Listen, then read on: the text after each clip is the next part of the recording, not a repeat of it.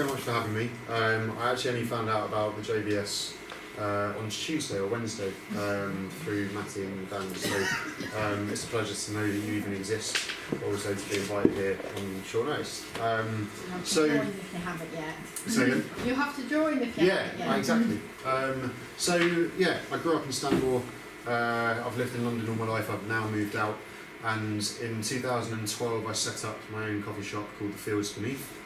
And before that, I had about 5 years journey of coffee, learning coffee, working in coffee shops. And my first job in a coffee shop was at La Fromagerie. And for any of you that are not yet vegan, I recommend going, because from a food perspective it's the finest cheese in the world, and I really had a massive love for it, and there's a lot of respect that can go into makers of good produce. And I'll explain why I'll never touch that stuff ever again. But I worked there for 3 weeks, so it didn't last long, and then worked in a bunch of other different coffee shops before eventually opening up a coffee cart myself. And suddenly it was my responsibility to source good produce. I needed to look for good milk, good coffee, good cakes. I went to my mum for the cake, who still produces a lot of our banana bread, all of our banana bread, a lot of our cakes. Coffee, I went to some of the best roasters in London. And milk, I really prided myself on finding this farm in Gloucestershire called Jess Bourne, is the lady who runs it. And she produces what I believed, and I still believe, in terms of the product itself, the best quality milk I could ever find. And we were the only coffee bar in London to get it. And normally in the dairy industry, a cow would last 4 or 5 years, and her cows would live to 15. She had a cow called Katie who lived to 19. She had a name for every single one of them, and it was really a lovely story to tell customers. This is what I was telling everyone in 2011 I was doing this. Yep, thank you very much. We even had a massive banner in the window when we first opened the cafe, continued to use Jess's milk, and told the story, saying she has 80 cows, a name for every one of them. She looks after a few other dairy farmers, she looks after them like few other farmers do, with the average age being 15 and 19-year-old Katie. And it says here, her mums-to-be are not milked in the last few months of their pregnancy, and their calves can feed off them for a while after. And I was using this as a promotional tool. That was a good story to tell within the context of your average dairy farm. So I was sold on it, and I thought it was wonderful, and I really liked Jess. She was a lovely farmer. I never actually visited the farm, but this was the beginning of my journey into running The Fields Beneath. This was our first week of being open. We found other great supplies of great food. We had pork puffs, we had beef donuts, and we had cool names for them, so we sold them well. We did pastrami, we did ham and cheese sandwiches, we did what any speciality coffee shop in London does, which is sell well-sourced, good provenance food. I just didn't have a clue about what I have found out in the last 14, 15 months. Or in the last 2 years. It's been about a 2-year journey for me, from first starting down the vegetarian rabbit hole and then ending up in this vegan wonderland I'm in now. So if we go to the next one. We had, so in this picture is a donut from St John's Bakery in Bermondsey, which is one of the finest bakers in London. And they did their donuts. We used to buy them in empty. I perfected boiling a quail's egg so that it was runny and hard on the outside. The white was hard and the yolk was still runny. Put it in an egg with shards of bacon and poured maple syrup over it and called it the full English donut. And it did really well. And now I look at this stuff and beyond's different. I mean, I now look at this as not a nice egg in a bacon donut, and I'll get to that when I get to what happened next. So this is what our counter looked like. We'd have ham and cheese croissants, we'd have cheese and tomato croissants, we'd have cakes made with eggs and butter. We had yogurt, we had everything that you'd imagine. So this is the spread that we would have, and this is what built the success of the business, where we'd be serving 200 to 300 people a day, and regular customers, and we had a really good rapport with them. So if you go to the next one. This is where we got our ham from, as far as I was concerned. This is Wiltshire, and we bought Wiltshire sliced ham. That was enough for me to justify buying the ham. I didn't know anything about the farm where it came from, but it said Wiltshire sliced ham. That's what Wiltshire looks like to me. And therefore, going to the next one, you'd have happy pigs in Wiltshire, in nice open fields. I've since found out that Wiltshire sliced ham is just the curing process. It could be from anywhere. It could have been from Italy. It doesn't, like, it's... And I was totally sold on that because I trusted my suppliers and I trusted the marketing of food. I'm hook, line and sinker, I'm sold on it. And I've since found out it's not what I thought it was. So going to the next slide. So this was the first book I read that set my wife and I off to be vegetarian. It goes into a lot of detail about American farming and factory farming. It knocked us off our feet, but it didn't make us vegetarian overnight. I still ate leftover ham and cheese sandwiches from the cafe. We started looking more into ethically sourced meat. We wanted to make sure that we knew the farmer. We went to our farmer's market. We spoke to Ken, the farmer who came to our town, and asked him about... I'll just go back one. That was the one that took us off over the edge. So we started talking to farmers and saying, where's your meat from? What abattoirs do you take them to? What are they like? And this guy would say, oh, the lambs we take at 5 in the morning, they're the first ones in, so they don't have the fear and the smell of the other death that's happening there. And that was enough for my wife and I. We thought, okay, that sounds lovely, because the farmer I trusted, and the farmer was a nice guy. And why wouldn't I trust a nice person telling me a story about where the meat's from? This was my perception of it and how I felt about it. And then a year of discovery, cowspiracy, forks over knives, and more films and books my wife and I were reading. We finally watched a 5-minute video whilst we were on holiday called Dairy is Scary by Erin Janus, and that just wiped the floor with us. It made milk just a whole nother kettle of fish. It was it's the first time that I realised that milk is a product of motherhood and not just a product of a cow. And only mothers make milk, and that was the thing that really made me feel emotionally attached to the animals. And it did personify it in a way that you would look at humans like a mother and a child. But it really moved us, and that led us to be vegan from that moment. So if you go to the next one. Now what do we do about the cafe? This was a long process, and it took 9 months of me still buying all the products, buying all butter croissants from a very great supplier in Rickmansworth. But what do I do about that? I'm vegan, but what do I do about the cafe that's serving 200 meals a day or 200 customers a day with non-vegan food? It's not enough, because I've now connected to what's happening. There's animals dying as a result of what I'm doing, and me being vegan isn't enough.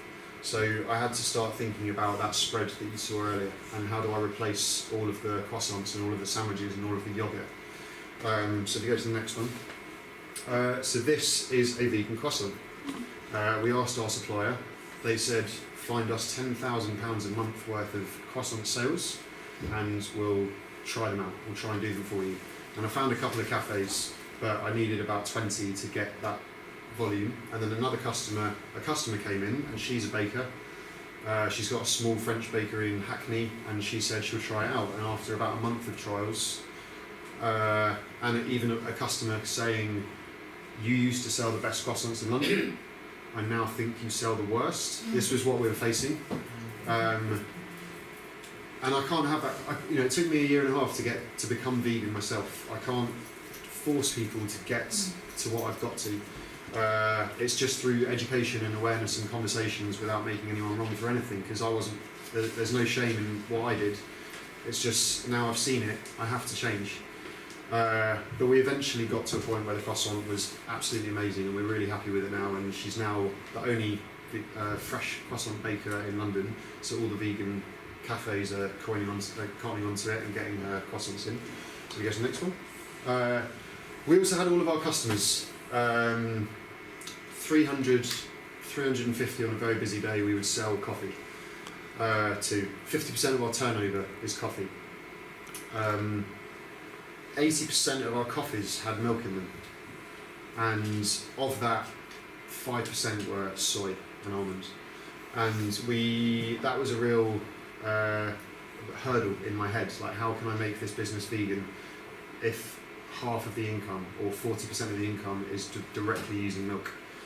And we came up with this idea. Firstly, there's a product called Oatly, which is a brand of oat milk, and it's phenomenal. We wouldn't have probably been able to do this without it, because it's so similar in its consistency to milk. We did a really strong offer from January until the end of March, where you give us £30 up front and it will buy you 30 coffees. We put your name on here and we'll just cross them off as you go. And it's a really great incentive. So who wouldn't want to save 60 quid? And they trust us. They've been coming to us for years, these customers, and I'm able to say to them, trust me, this stuff tastes good. And if they were still a bit iffy, we'll just have it for free. Have a free coffee, and if you don't like it, then you've lost it, there's no risk. So that was one way that we managed to transition almost our entire customer base over to oat milk through this promotion. And keep the conversation going. That's the biggest thing, because I didn't realise any of this stuff about cows, for example. And it's when customers come up and say, "Oh, what's the deal that you're doing here? What's the point?" And I say, "Well, we're just getting rid of milk in a few months, probably." I still wasn't 100% sure. And they said, "Oh, but what's wrong with organic milk?" And I'm like, "I'm glad you asked." And then I'd explain, and just as quickly as I could, just say it's an issue of motherhood. It's you can't make milk without making babies, and therefore that's the issue that we've got with it. So that's why we're transitioning, and let them leave with that thought, and then find out for themselves. Because all I wanted to do when I was going vegan was prove that there are some things that I can still have that won't cause harm to animals. And as I've found out, from what I've found out, it's not possible. You can't take a product that's come from an animal without causing harm to it. So we go to the next one. We put this poster up in our window, announcing that it was the last week of dairy. This went viral on the internet massively. It was really shared, or normally a picture we put on Facebook would be viewed by about 1,000 people tops. That would be a really, really good success of an image of a croissant or sandwich or whatever we were putting out there. And this was seen it's probably now up to about 600,000 times it's been seen. And that's just on our Facebook page. It's been shared through other people on Instagram, because I went from feeling that I wanted the cafe to be vegan, but I didn't want anyone to find out. So we're going to just do a switcheroo on everything. Like, you won't know about the croissants. We're just going to take the butter out. We've run out of ham again. Sorry. But and then the cheese will just be having delicious food, and you're not going to realise that it's gone. And the more and more I got into veganism and awareness of the footage that's out there from British farms through organisations like Viva, and American farms through PETA, and loads of other people that are doing the legwork. They're the foot soldiers of the movement, and they're the ones jumping over the farm fences and filming dying piglets and the conditions that actually are happening on British farm assured farms and so on. I felt I had no choice. I can't keep this under wraps and try and sneak it in. I have to announce it. I have to do this powerfully, and be really a stand for what we're trying to do for the reason we're trying to do this, and not shy away from it. So this was the first one, which led people to the Dairy is Scary video.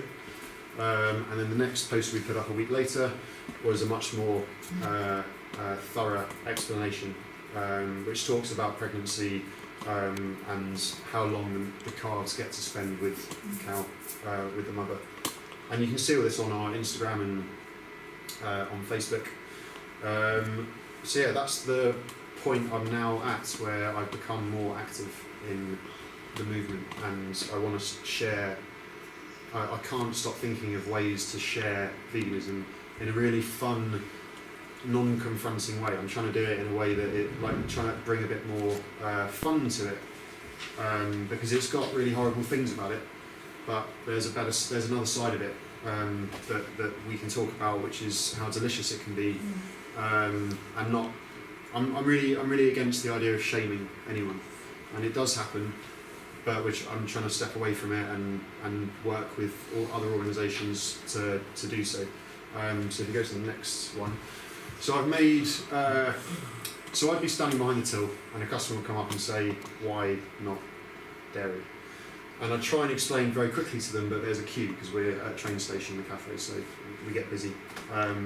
So I came up with these top trumps, which we've designed, printed into playing cards, called Vegan Heroes, and it's a selection of 10 I've done. There are 6 here, but 10 heroes who I can give someone a card and say, go and check this person out. They've got really powerful stuff to say. So this guy, he's got a massive hand in the Israel movement because he's an American called Gary Yourofsky. He's old school, very hardcore activist, I would say.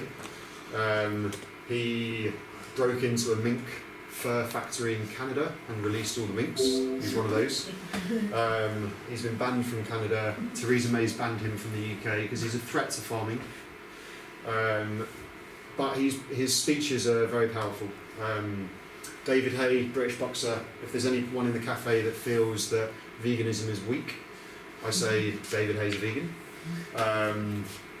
Ingrid Newkirk, British and American lady who set up PETA, she said one thing in a speech that really made me get the concept of veganism, where she describes, and I'm not expecting anyone who isn't vegan in here to like, it seems mad before I heard her say it, and when I heard her say it, I sat with it and thought, shit, I agree.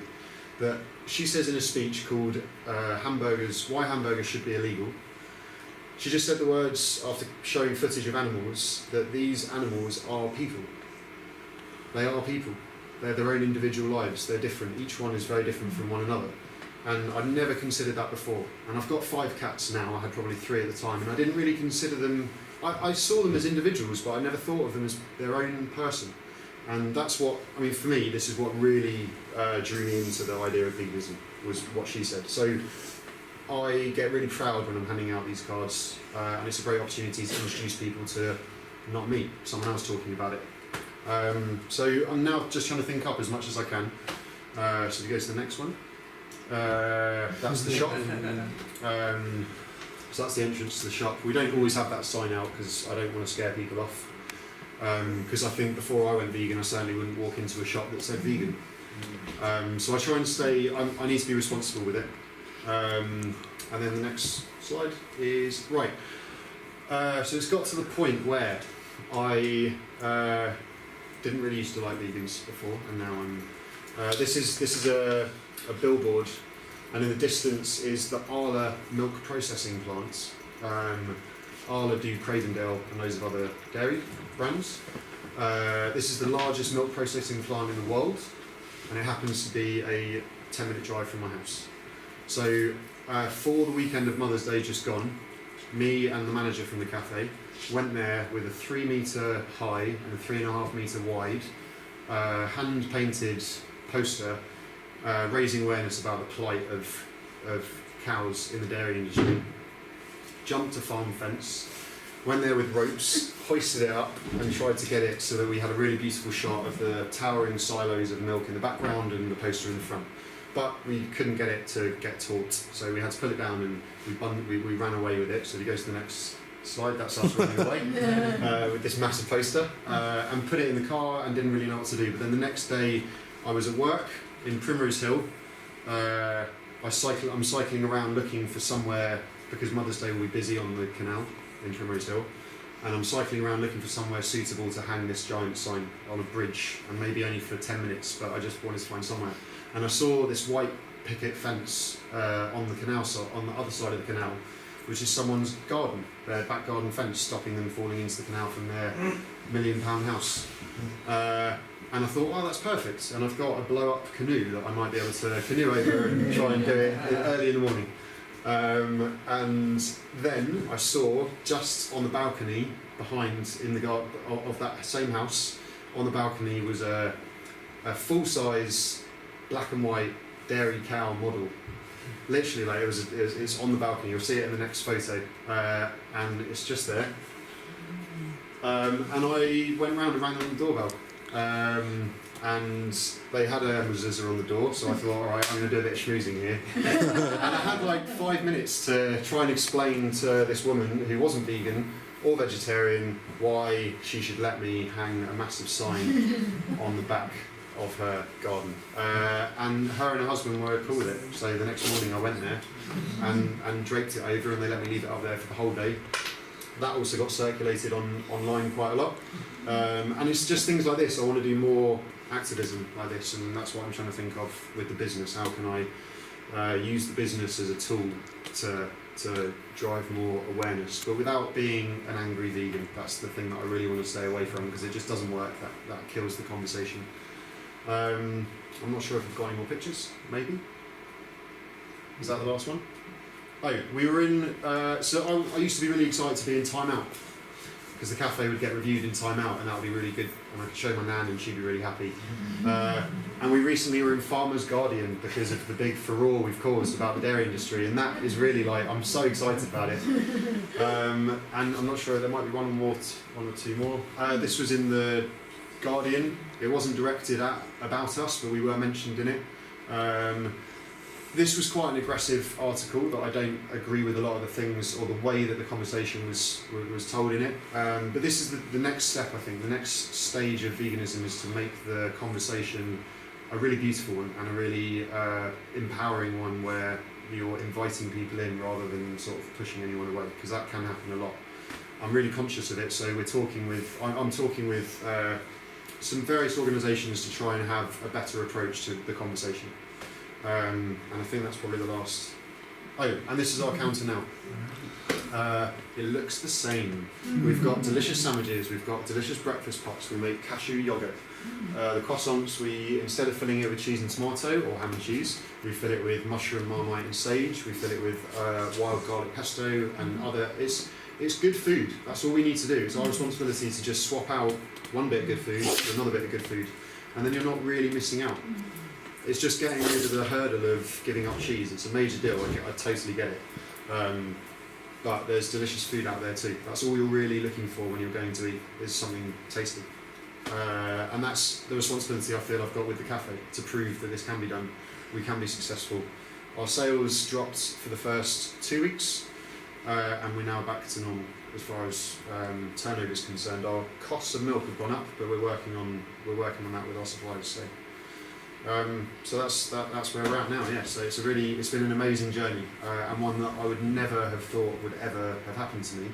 It's what every meat eater says. I will never go vegetarian. I'll never go vegan. But it's just an awareness thing. I think, like, just a willingness to look into maybe things aren't what you think they are, and that's what drove me to get to this point. So yeah, thanks very much for having me. And, when you're open? we're open 7 days a week. We're closed for about a week over Christmas. We're open at 7 in the morning until 4, and then 8 till 5 on Saturday and 9 till 5 on Sunday. We're open at 9 tomorrow because it's bank holiday Monday. Kentish Town West, just by Camden Town Brewery, which is also a vegan brewery. What is the postcode? NW5 3LN. Jeff had his hand up for a while. Yes, sir. Yeah, thank you very much for your talks. Cheers.